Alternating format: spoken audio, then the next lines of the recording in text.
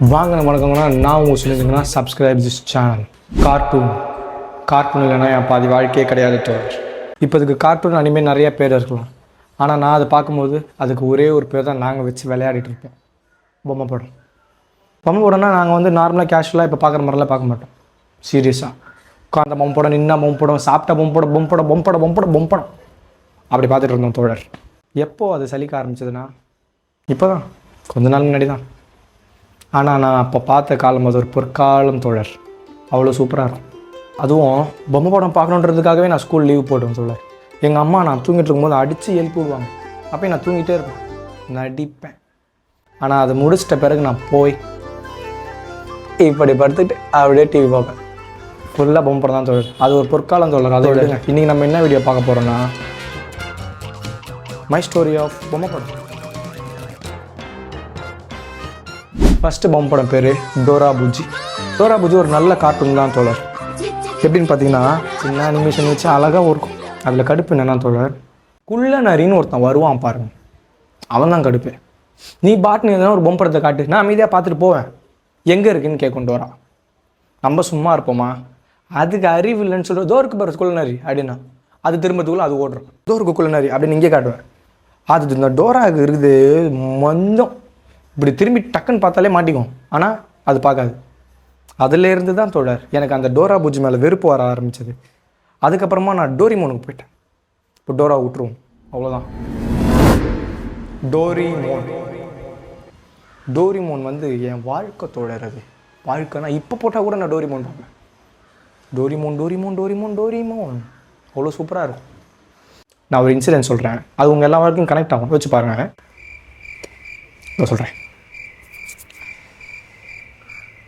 ஒரு மழை காலம், இருட்டு ரூம், ஸ்கூல் போகிற டைம்.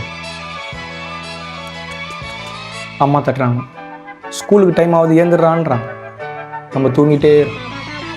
ஆனால் அம்மா போயிட்ட பிறகு எட்டி பார்ப்போம் மழை பெய்யுதுன்ட்டு. ஆஹா, இன்னைக்கு லீவு, நம்ம டோரிமோன் பார்க்கலாம் அப்படின்றது. அதெல்லாம் ஒரு பொற்காலம் தோழர். இப்போ அதை நினச்சாலும் வராது. ஸ்ட்ரெஸ், ஆன்சைட்டி நிறையா இருக்குது. ஆனால் அந்த டைமில் நான் இருந்தது பீஸ்ஃபுல்லான காலம். டோரிமோன் வந்து என்ன ஒரு ஸ்பெஷல்னா, இப்போ ஒரு 50 வயசு ஆளுகிட்ட போய் டைம் ட்ராவல்னு சொன்னால் மண்டே பிச்சுப்பான். ஆனால் ஒரு 5 வயசு பசங்களுக்கு டைம் ட்ராவல்னால் என்ன, கேஜெட்ஸ் அதெல்லாம் எப்படி எப்படிலாம் யூஸ் பண்ணுவாங்க அப்படின்ட்டு அவ்வளோ தெளிவாக சொல்லிக் கொடுப்பான் தோழர். ஒரு நாள் ஒரு கேஜெட்ஸ். ஆனால் அந்த நோபிட்டா இருக்கானே ஒரு மக்கு தோழர். அந்த பொருள்லாம் என்கிட்ட இருந்துச்சுன்னா விளையாடுவேன், ஜாலி. நான் தான் வந்து நம்பர் 1 பணக்காரன். நீங்கள் கமெண்ட் பண்ணுங்கள், உங்ககிட்ட அந்த கேஜெட்ஸ்லாம் கிடச்சா என்ன பண்ணுவீங்கன்ட்டு. நீங்கள் டோரிமோனை பற்றி எதனா கேட்டுனீங்கன்னா கேள்வி, அப்படியே புதுசாக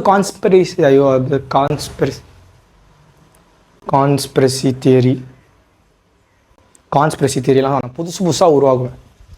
டோரிமோன். அதுக்கப்புறமா தான் நான் ஷின்சான் பார்க்க ஆரம்பித்தேன் தோழர். ஷின்சானும் வந்து சும்மா ஜாலியாக இருக்கும். அதில் வர்ற ஜோக்ஸ் எல்லாம் எப்படின்னா, நான் தாண்டா இங்கே பெரிய ஆள், நீங்கள்லாம் ஒரு வந்துருக்குதா, அந்த மாதிரி. அதுவும் சூப்பராக இருக்கும். Shinchan is nice, good. ஷின்சானுக்கும் டோரிமோனுக்கு தான் போட்டியே. இந்த பக்கம் சம்டைம்ஸு அங்கம்மாவில் ஷின்சான் போடுறோன்னா டிஸ்னியில் வந்து டோரிமோன் போடுவான். இதில் விளம்பரம் போட்டால் இதில் போடுது, இதில் விளம்பரம் போட்டால் இதில் போடுது. அப்படியே மாற்றி ஒரு நாள் எப்படி போகுதுன்னே தெரியாது. அந்த மாதிரி போகும் தோழர். டேஞ்சர் ஸ்கூல் பார்த்துருக்கீங்களா? பார்த்தா கூட ஒரு மாதிரி பத்திரமா இருக்கும். அதில் ஒரு மியூசிக்லாம் வரும். நான் அது எப்படின்னா, அந்த வேனில் அப்படியே மழை பெய்யும், இருட்டு இடம், அப்படியே பஸ்ஸு போகும், ஒரு ஸ்கூல் உள்ளே போகும். அந்த ஸ்கூல் மாதிரி நம்ம பார்த்துருக்கவே மாட்டோம். அவ்வளோ பயமாக இருக்கும். அப்படியே ஓகே உள்ளே போகும்போது ஒரு எபிசோட்லாம் பேய் படம் பார்க்குற மாதிரி இருக்கும் தோழர். இப்போ பார்த்தா கூட லைட்டாக போயிடுவேன், அவ்வளோ பயமாக இருக்கும். ஆனால் இப்போ உள்ள பசங்க அதை பார்த்துருக்க வாய்ப்பே கிடையாது.